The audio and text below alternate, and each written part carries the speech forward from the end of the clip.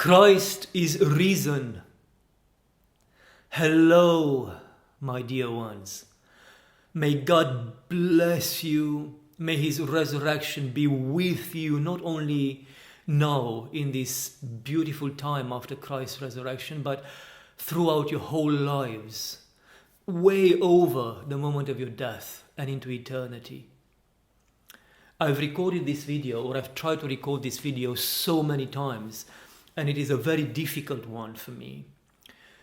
Because ultimately, what I want to talk to you about is a miracle, and it is very difficult to talk about miracles, especially private ones.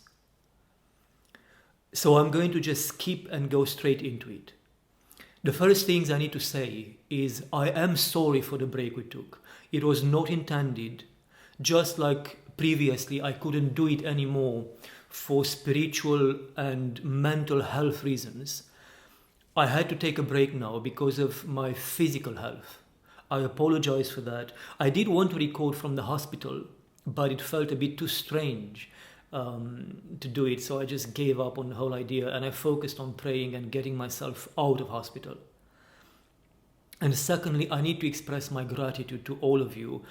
Thank you for every single donation you make. Thank you for every single item you purchase, every icon, every booklet, every prayer rope, everything that you do to help us continue our monastic life in the Scottish Isles and to continue the work that we do in any way, from our services to these videos and everything else in between. Thank you.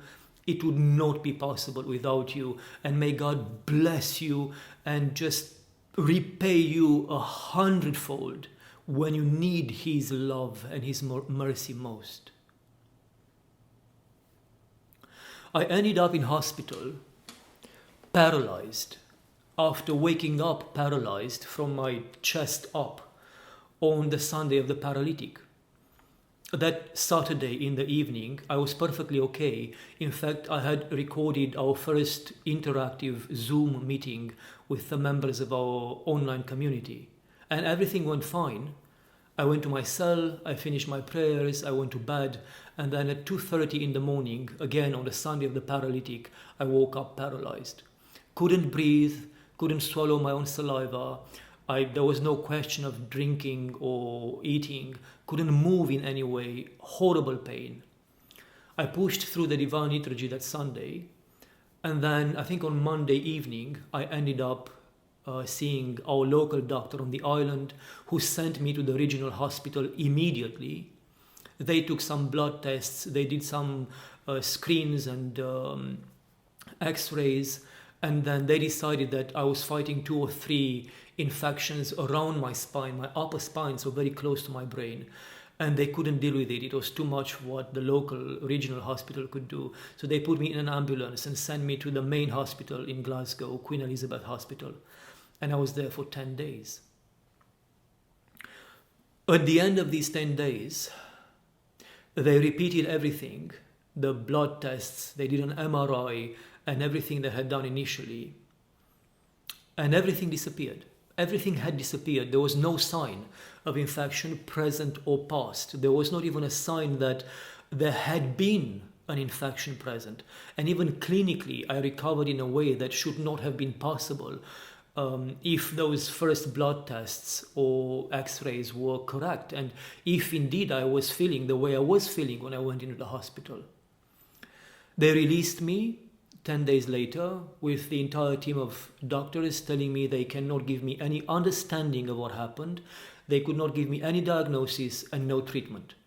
They had no idea, no explanation why I ended up in the hospital in that state, and also no idea, no understanding how something that they saw, both clinically in the way I was and in the blood tests and in the scans that they did initially, how that could simply disappear into thin air with no sign of it being present. I've never been in a hospital in my life except to deal with my herniated discs, and those happened during the day. I never spent a night in a hospital. The injections they did in my spine to release my pain and to allow me to walk again, those happened during the day. They were a matter of, 5-6 hours. So this was very meaningful to me. And also, and this is what I wanted really to share with you, what happened with the monastery while I was on my hospital bed was very meaningful to me as well. Many of you know that I've started working for this monastery on Mull back in 2010, when we received an abandoned and soon almost collapsing church because trees were broken and they fell on top of the church. The roof was partially broken. Basically, the church was exposed to the elements. It was raining inside. We are talking about the northwest of Scotland in the Isles, so you get a lot of rain. The walls were affected. The floor was rotting. Everything was... There are photographs online of the church being completely covered on the outside with scaffolding and plastic, really, because we removed the church roof, and scaffolding inside as well, just to sustain the walls while we repaired the roof. So we've been working one way or another since 2010 to give life to this monastery. And while I was in hospital, barely able to keep myself alive, our Metropolitan and the Synod of Bishops summoned a meeting, and they have officially, canonically formed, established and recognized not only the monastery on Mull, but also a second separate monastery on the island of Iona. All of this, which is spiritually impossible for me to explain to you. This is beyond important. This is the moment of birth, the canonical birth of not one monastery, but two, happened while I was paralyzed on a hospital bed. Christ could not have made things more clear to me than this. I can work, and I can work until I drop, as I have in the past. And indeed I should work until I drop, because I am his servant, and his obedience to me is to work for these monasteries and for re-establishing monastic life and Orthodox faith in these islands. And I should work, the community should work. But the truth is that the really important things, the things that have to do with grace, the outpouring of grace and gifts from Christ, they are all done by him alone. And we are nothing but that paralytic that is carried by his friends forward. And I'm certain that what happened to me was half temptation from the evil one and half clearly allowed by Christ, because nothing happens without his permission, in order for me to learn yet again this basic but essential truth that we can do certain things, and indeed we should, because we are his servants. But as he says in the gospel, once we've done everything we should do, we should consider ourselves nothing more but undeserving, worthless servants. Because life can only spring forth from him. And with me in the hospital, and with the community paralyzed because I was in a hospital, at the lowest moment in our monastic lives here in the Isles, Christ stepped in, and while we were at our lowest, he collapsed over us a mountain of grace. Now we have two canonically established monasteries in the Scottish Islands. One on the island of Mull, based at Kilninian, And this will be the Sisters Monastery, dedicated to all the Celtic saints, and another monastery on the Isle of Iona, dedicated to the Mother of God and all the saints of Iona, where myself and the brothers will move and will start our life.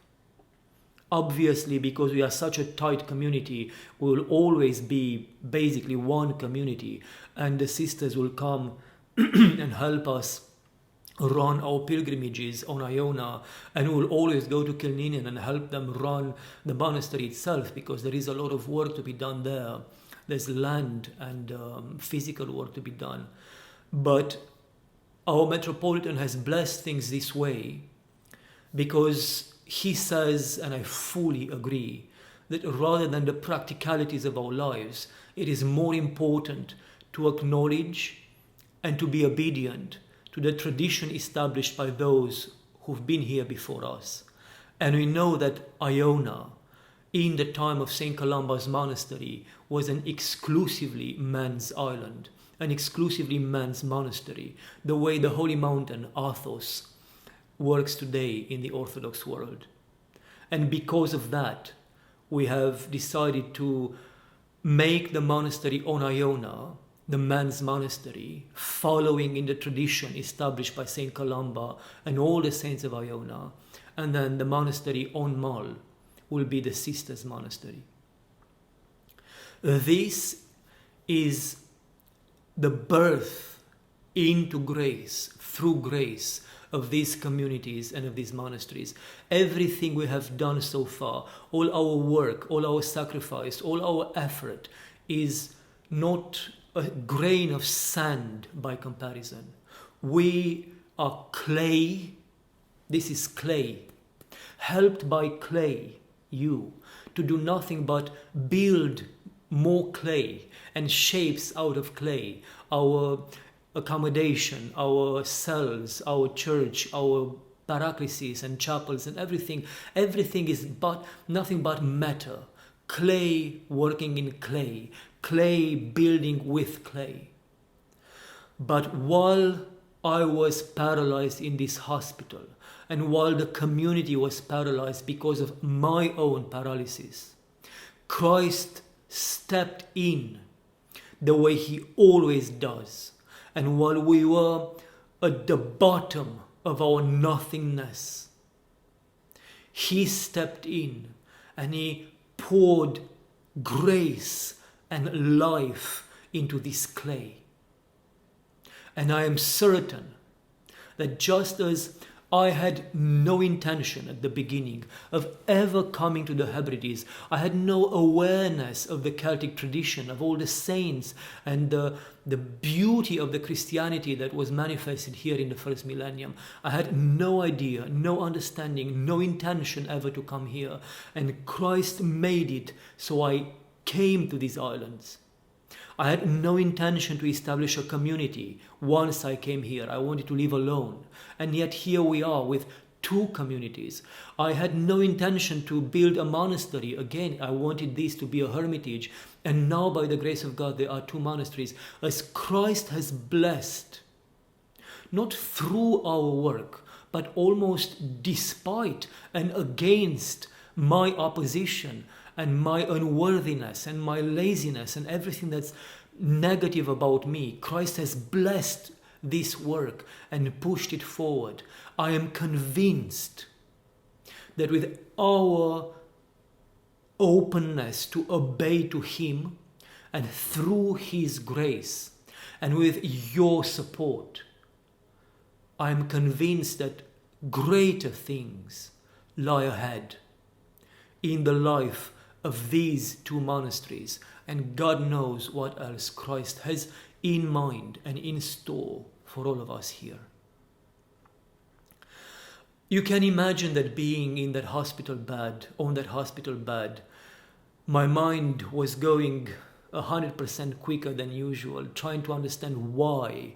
Why am I here? Why am I getting out? Why am I getting this free ticket? Why was I forced all the way down into this hell? And why am I taken out of it as if nothing had happened, as if nothing touched me?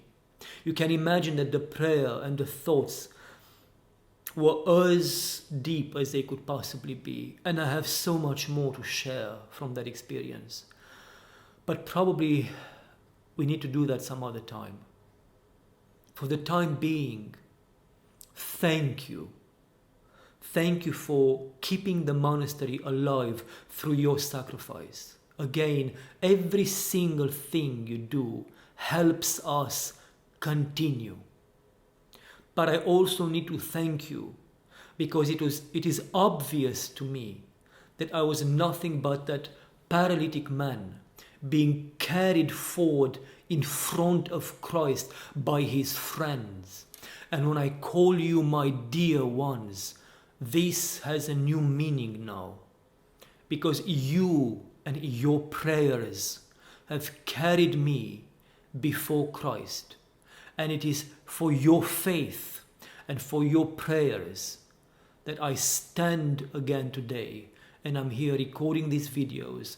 And I was in front of our altar celebrating the Divine Liturgy once again. And that was my main prayer when I was in hospital. Just one more Divine Liturgy in front of our altar in the islands. That happened because of your prayer. Because of your one fraction of a second of love poured towards me and towards this monastery. And for that I am eternally grateful. Christ is risen from the dead, my dear ones. From those dead in the graves, from this dead sinner who I am, and from all of you. He is risen from us, and in his resurrection, through our faith, we also partake. Be blessed to the core of your beings, my dear ones. Be blessed. Amen.